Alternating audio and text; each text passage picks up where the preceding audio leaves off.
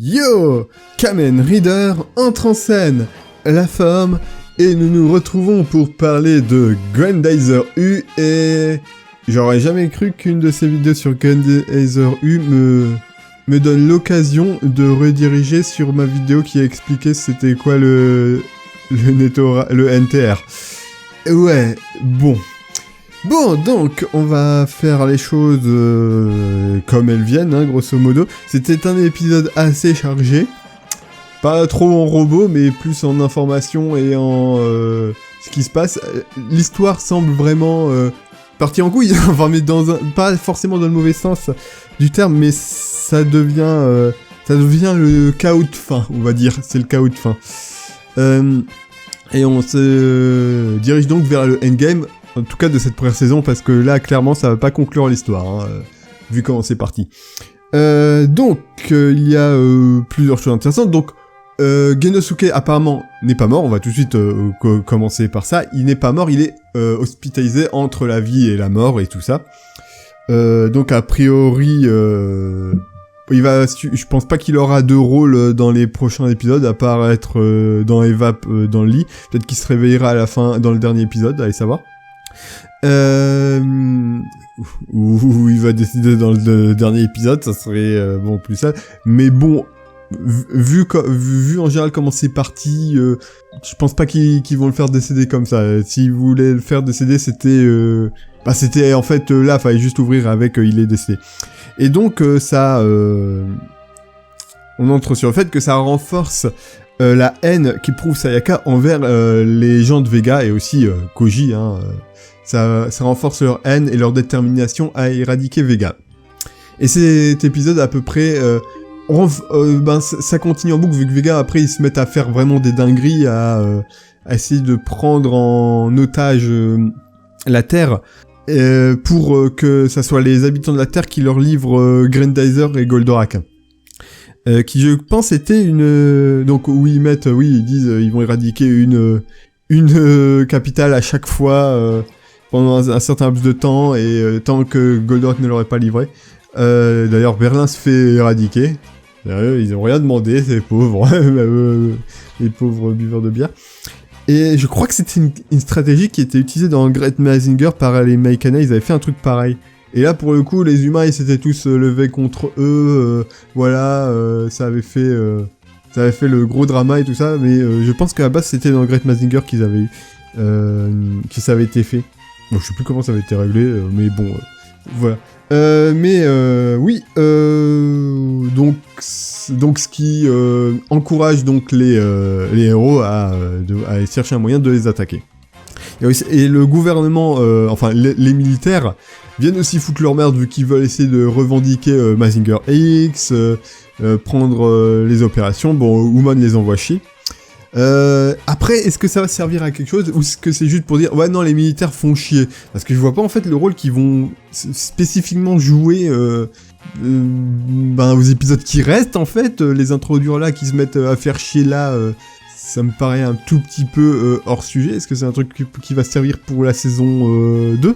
Genre c'est les militaires qui vont commanditer la création de Great Mazinger du coup dans cette version? Bon, parce qu'il y avait un truc comme ça où en fait ils avaient créé donc un Great Mazinger noir et une série de Great Mazinger dans Great Mazinger quoi. Est-ce qu'ils vont partir sur un truc comme ça, allez savoir, mais je vois pas ça se passer dans dans Grendizer U dans la saison 1 là, vu comment c'est parti. Donc ça me semblait un peu bizarre de les mettre là, qui font juste chier ou voilà. Et donc on entre sur quelque chose de cool et de bizarre en même temps, c'est-à-dire donc Hikaru révèle donc un endroit caché, un centre d'opération caché sur l'île des loups, hein, donc là où il y avait Spacer et tout ça, voilà, qui est en fait semble être le centre de commande de Goldorak, le centre original de commande, hein, qui est vraiment sous terre et tout ça. Donc ce qui est logique en fait qu'il se place sous terre vu qu'il y a le canon des ennemis, donc ça les protège et tout ça. Mais on est à peine introduit sur celui-là qu'on part directement sur le endgame. Vu que là, ils partent donc pour aller attaquer Vega dans l'espace, hein, c'est l'opération qu'ils veulent faire. Et il révèle que les Spacers, ils peuvent tous se combiner pour former un seul véhicule, qui peut ensuite s'amarrer au Mazinger X, pour qu'il pénètre dans l'espace, et qu'il aide donc Goldorak à détruire donc le vaisseau de Vega. Et le nom de ce vaisseau, enfin de cette formation, c'est donc Mazinger X Cosmos Spécial. Or, le Cosmos Spécial, c'est un vrai véhicule qui est dans Goldorak, c'est 3 vaisseaux spatiaux qui peuvent se combiner pour en former un plus gros, et donc qui est utilisé en effet pour attaquer Vega dans le dernier épisode. Hein. Le Cosmos Spécial, chez nous, il s'appelle le Cosmorak. Et c'est vraiment utilisé dans le dernier épisode, c'est lors de l'assaut final contre Vega, c'est la fin quoi. Et donc là, ils te l'introduisent déjà. Donc c'est un peu bizarre, t'as l'impression que c'est un peu rushé là. À peine on nous introduit le centre de commande, que tout de suite on part sur le endgame. Le fait que ça soit pas une combinaison pour Grendizer pour le moment en tout cas, bon c'est logique, hein, le Cosmorak ça ne pouvait pas se combiner avec Grendizer, avec Goldorak. Donc, et Koji en pilotait une partie, donc c'est logique on va dire que ça soit une combinaison pour Mazinger X. Après, je ne doute pas que Grendizer aura sûrement aussi une combinaison avec, il pourra sûrement l'utiliser aussi, genre pour faire une grosse attaque ou un gros boost de puissance à un moment. Ça pourrait être cool, en tout cas j'ai hâte de voir ça c'est un élément que je trouve plutôt cool. Le truc c'est vraiment, par contre j'ai l'impression qu'on rush, parce que là il nous parle déjà d'une combinaison avec les 3, mais on a vu qu'un seul combinaison de cross avec Grendizer, avec Goldorak, hein. On a vu que pour le Drill Spacer, vraiment sa combinaison. On n'a pas vu sa combinaison avec le double Spacer et le Marine Spacer hors opening. Donc en vrai, on n'a pas vu beaucoup des compétences de Goldorak, de Grendizer, surtout compétences donc combinées avec les Spacers. Et là, on part déjà sur les Spacers, ils peuvent se combiner tous ensemble et partir dans l'espace et tout ça pour faire une méga combinaison puissante. Bon, en fait, même pareil pour Mazinger X, on a vu qu'une seule de ses attaques. On en a vu très peu et ça donne l'impression qu'il rush ou qu'il y a eu des ellipses et tout ça.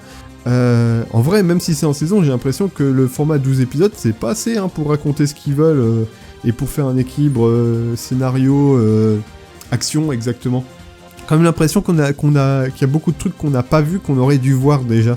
Parce que là, du coup, si on part dans l'espace, je pense pas qu'on va avoir des combinaisons Marine Spacer et Double Spacer.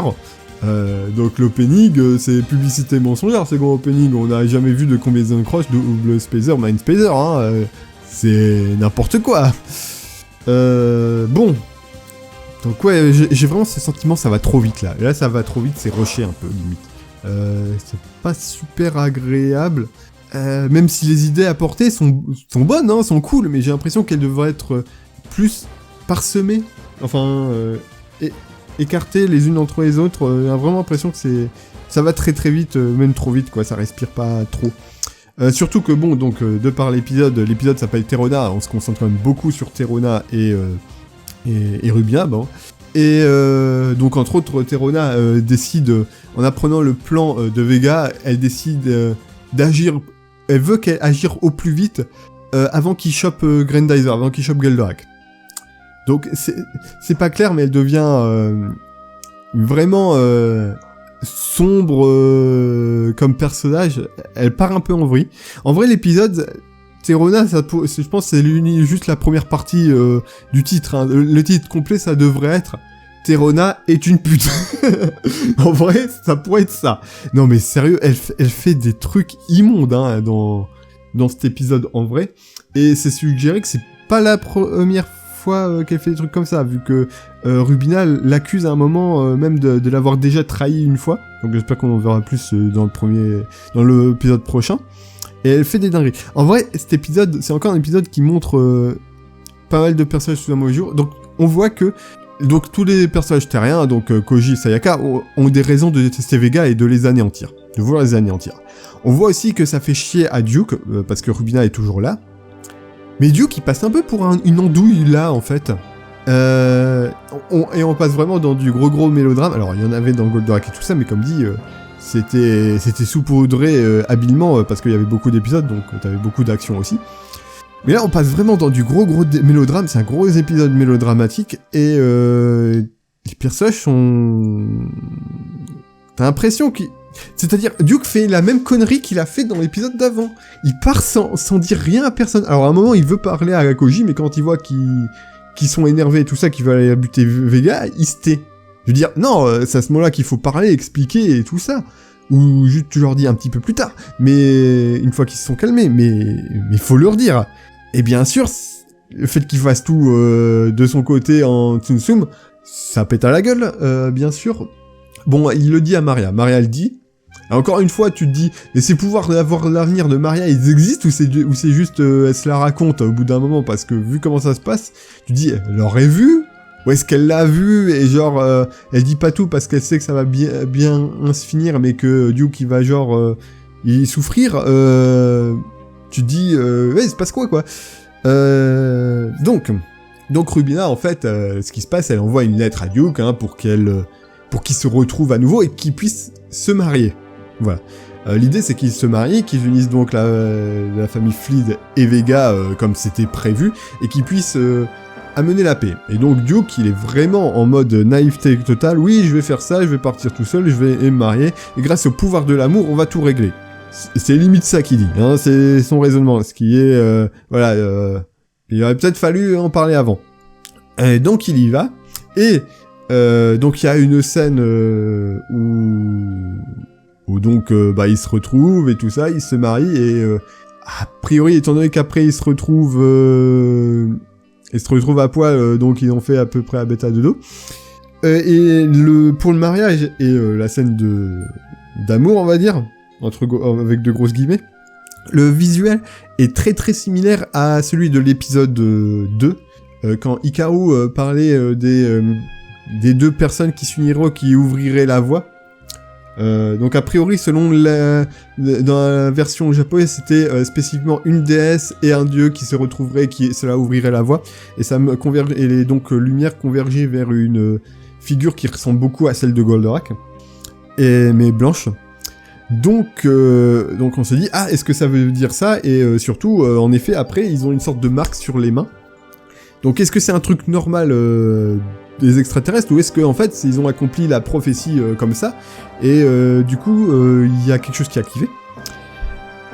Donc ça, c'est intéressant. Mais là où ça part en couille, bien sûr, c'est qu'en fait, c'était pas Rubina. C'était Terona qui s'est déguisée en Rubina. Et là, on part sur le gros problème. Terona est une psychopathe. Maintenant, c'est arriéré. Là, elle a fait vraiment un truc de psychopathe. Hein. La façon dont se termine l'épisode, c'est vraiment... Elle a fait un truc de psychopathe pour essayer vraiment... Vraiment, c'est un truc de taré mélodramatique qu'on retrouve dans les rom-coms très très dramatiques. Ah ouais, non, en fait, je t'ai piégé, t'as pas couché avec celle que t'aimais, t'as couché avec moi, donc t'es un traître, donc t'es une sous-merde et tout ça. Voilà. Bon... Alors, vous avez peut-être pu remarquer que dans les précédentes vidéos, que je parlais souvent du fait, bon, bah maintenant elle est au courant, tout ça, bon, elle confirme d'ailleurs qu'elle est au courant, que c'était pas faute d'Actarus et tout ça. Maintenant, elle va pouvoir un peu avoir sa rédemption, l'aider et tout ça. La raison pour laquelle je disais ça, c'était parce que je me fiais un peu à ce qu'avait dit le directeur, le fait qu'il voulait faire une série inspirante, pas dramatique, donc il voulait s'écarter de comment se terminait la série Dota, ou peut-être du drame, même de la série originale. Il voulait quelque chose d'inspirant.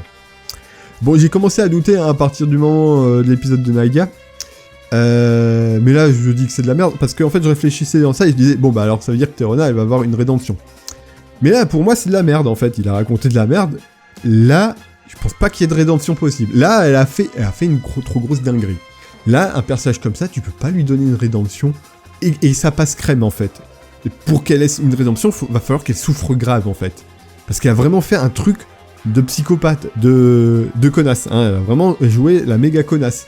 A priori, en plus, elle a confronté sa sœur, donc qu'est-ce qu'elle lui a fait, on sait pas. Mais elle a vraiment fait un truc, ou alors est-ce que c'est genre un plan Rubina aussi elle est dans le coup, ou tout ça, et ça fait retourner le cerveau, ça m'étonnerait un peu. Mais là, elle a fait une trop grosse dinguerie pour que ça se passe juste comme ça, et qu'après on puisse dire oh non, elle est désolée, elle passe. Non, là, pour le coup, là, comment je vois les choses, c'est Terona, en fait, c'est la Big Bad, c'est la grande méchante. C'est elle la méchante de la saison 1. Ça va être le boss final de la saison 1. Il faut la battre, c'est un ennemi à abattre, c'est pas quelqu'un qu'on peut qu'on peut sauver là pour le coup. Et comment Duke va gérer ça va être très important en fait. Parce que s'il se comporte... Enfin, parce que là c'est le truc que j'ai peur. Si ça part sur... Parce que ça semble partir sur du Gundam Seed en fait. Il y a des trucs un peu pareils dans Gundam Seed à certains moments. Je me rappelle pas exactement, mais ça me rappelle certains trucs. Bon, ça m'a pas... Kira il passait un peu pour une lavette. Je pense pas que tu puisses vraiment faire ça avec Duke en fait. C'est pas le bon personnage pour faire ça. Comment Duke va réagir, ça va être important pour la suite de l'histoire, comment on va prendre, comment son image aussi. Mais là, c'est limite. Mais bon, le truc c'est que Terona, si tu veux en fait lui donner une rédemption, faut qu'elle crève. Là du coup, tu peux pas faire ton histoire inspirante comme il dit, donc j'y crois plus à son truc, ouais, histoire inspirante. Non, faut qu'elle crève. Elle a fait une grosse dinguerie. Maintenant, donc à l'aspect mystique du mariage, qu'est-ce que ça va donner? Parce que donc avec la marque, est-ce que ça veut dire genre qu'ils sont unis vraiment par un lien spécial qui fait genre qu'ils peuvent pas se faire de mal, se tuer, ou qu'ils ont un pouvoir l'un sur l'autre spécifique? Allez savoir, ça pourrait vraiment ça pourrait vraiment faire chier en fait. On va voir comment est-ce que ça fait. Est-ce que Duke va vraiment être pris en traître du coup par ses alliés pour avoir fait ça, hein, pour faire cette dinguerie, ou est-ce qu'il va se considérer comme un traître et se vendre? Voilà. Est-ce que bon, l'épisode d'après s'appelle Rubina, donc a priori Rubina va être très très importante pour la suite, et sûrement ça va être elle qui va débloquer la situation. C'est à voir.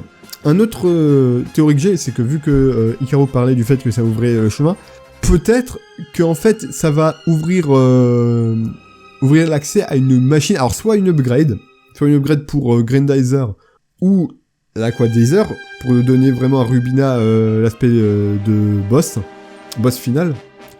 Parce que bon, l'aspect de boss final, parce que si on part vraiment sur le fait que c'est la grande méchante, la Quadizer n'est pas super menaçant non plus, donc s'il lui donne un upgrade, voilà, genre si elle vole un upgrade qui était prévu pour Goldorak à la base avec la Quadizer, ça pourrait passer, et après à la fin, une fois qu'elle est battue, Goldorak le récupère, ça pourrait partir sur un truc comme ça, ou ça ouvre littéralement le chemin vers une nouvelle machine plus puissante que donc la Quadizer qu'elle va piquer. Moi je pense, étant donné que c'est avec elle va faire un truc, genre elle va piquer un truc qui était prévu pour les héros, genre je sais pas, bon bah Raga on va dire si on est fou, ou Gatider, je sais pas, s'ils veulent faire des références comme ça, vu qu'ils font vraiment beaucoup de références. Et donc le combat final ça va être Goldorak contre l'upgrade que va avoir Terona. Aussi, est-ce que si elle meurt ça va désactiver le truc? On verra. Ou est-ce qu'il y a des tsum-tsum, des trucs comme ça à faire? Voilà, donc, bon, je vais pas non plus mettre de jugement définitif sur si c'est bien, c'est pas bien, hein. Moi je dis juste comment ça m'a l'air. De toute façon, il y a deux épisodes qui restent. Une fois que les 2 épisodes seront passés, je pourrai mettre mon jugement final, vu que la série est vraiment basée sur le mystère et tout ça, sur le fait d'être intéressant et tout ça. Mais bon, pour le moment, je pense qu'il y a quand même au niveau du rythme, j'ai l'impression que c'est compliqué. Le nombre d'épisodes est trop peu pour ce qu'ils voulaient faire raconter, j'ai l'impression. Et le rythme est un peu bizarre à certains moments. Voilà, c'est à peu près l'avis final que j'ai. Et comme dit, là, pour moi, Terona, il n'y a plus de rédemption pour elle. Là, il faut la considérer comme un ennemi à abattre et tout ça. Duke, ça suffit le fait qu'il faut qu'il arrête d'être trop gentil aussi. D'être trop gentil naïf. Pour moi, on peut pas lui faire de rédemption. Là, il faut que ça passe un ennemi. Bon, on verra. On verra ce que ça va donner, hein. Est-ce que Duke, du coup, il va carrément vriller et repasser en mode Berserk avec Grandizer? On verra. L'avenir nous le dira. Comme dit, ça va vite. Il y a des bonnes idées. D'autres trucs, tu te demandes pourquoi ils sont là. Du coup, tu te demandes aussi si Blackie, Gandalf et Zuril, ils vont avoir un autre rôle, un rôle plus grand, ou est-ce qu'ils vont être, dans l'assaut final, être tués, ou est-ce qu'ils vont se barrer et vont être encore les méchants de la seconde saison? On verra. Ou est-ce que... si Terona elle meurt, ça pourrait aussi en effet justifier le fait du grand général Vega rentre en jeu. Le grand chef de Vega rentre en jeu si une de ses filles crève. On verra. On verra ce que ça donnera en vrai. Bon voilà, c'est à peu près tout ce que j'ai à dire. C'est quand même pas mal. Donc... attendons la suite, on verra ce que ça donnera. C'était Kamen Rider, je quitte le style. Tôt